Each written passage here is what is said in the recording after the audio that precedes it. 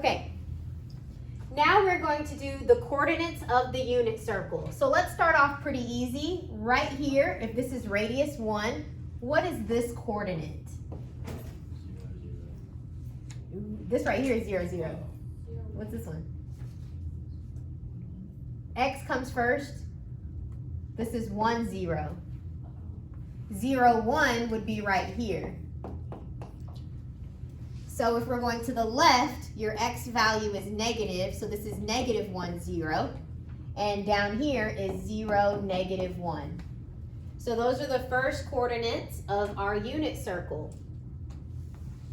Now, these are the numbers that you're going to have to memorize. You're going to have to memorize 1/2, square root of 2 over 2, and square root of 3 over 2. Right now, I just want you to fill out the unit circle, and I will explain where these numbers come from, okay? So, in our middle, this middle one right here, 45 degrees, it's square root of 2 over 2, square root of 2 over 2. And since 45 degrees is the reference angle for this angle as well, this is also square root of 2 over 2 and square root of 2 over 2. However, there's going to be one small difference between these two coordinates. What would it be? Yep. Where? The first one would be negative because you went left square root of 2 over 2 and then up square root of 2 over 2 to get to this point right here. This one also has similar coordinates. It's just the signs are different. What would those signs be? Both negative. And then this one down here in the fourth quadrant, the x value is positive, but the y value is negative.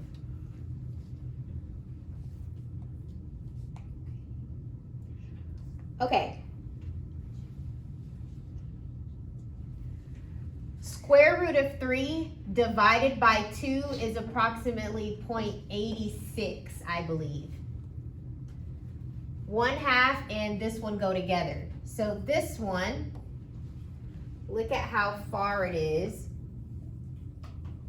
I'm going to use these two numbers. Which one do you think will be the x value and which one do you think will be the y value? X would be square root of 3. Exactly. And the y value would be 1/2. Because this number is bigger, and look, I went way further on x than I did for the y. Okay, so the bigger number comes first. For this one right here at 60 degrees, I'm using the same coordinate, the same two numbers. However, this will be 1/2 because the x value is shorter and the y value is longer, it's bigger. So this one will be square root of 3 over 2. So that's the whole first quadrant's coordinates. These numbers will match over here, except the signs will be a little bit different. So this one right here, the reference angle is 60 degrees. This is negative 1/2, but a positive square root of 3 over 2. And this one, the reference angle is the 30 degree. So the coordinates will be very similar, except for the x value will be negative since we went to the left. Down here, this reference angle is also the 30 degrees. So this is negative square root of 3 over 2 and negative 1/2. Whereas this one down here is negative 1/2, negative square root of 3 over 2. Let me write it so that it's not slanted.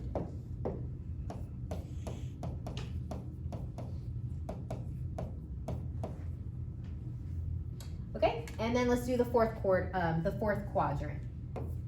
The reference angle here is also the 30 degrees, so this will be square root of 3 over 2 and negative 1/2. This reference angle is the 60 degrees. They're both 60 degrees away from the x-axis. So this is 1/2, but a negative square root of 3 over 2. These coordinates should match, and these match, because those are reference angles. They're the same distance away from the x-axis in degrees.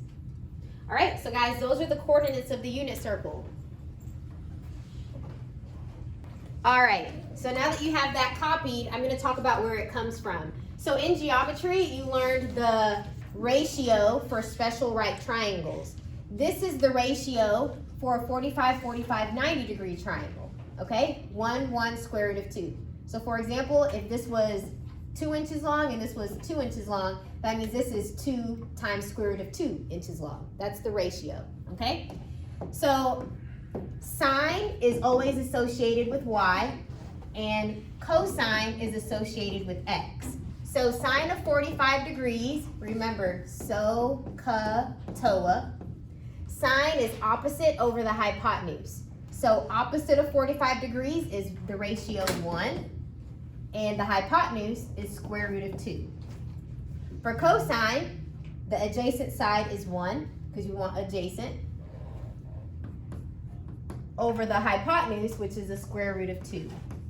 Now, you cannot leave a radical in the denominator. So I'm going to multiply by the square root of 2 over the square root of 2. The numerator becomes square root of 2. The denominator becomes 2. And this would be the exact same thing. So that is why the coordinates for x is square root of 2 over 2. And for y is square root of 2 over 2. For 45 degree angles. And that's why we have that. Now, your other two coordinates, those come from a 30, 60, 90 triangle. And this is the ratio for a 30, 60, 90 triangle, okay? So if I do SOHCA, I just need SOHCA. So for sine of 30 degrees is opposite over hypotenuse, that's 1/2. And then cosine of 30 degrees is the adjacent over the hypotenuse. So that's where those coordinates come from. Cosine represents x, sine represents y. So your coordinate is x and then y. So that's why for 30 degrees, you guys have that coordinate. Now, for 30, 60, 90, it's the same thing. I'll draw it this way.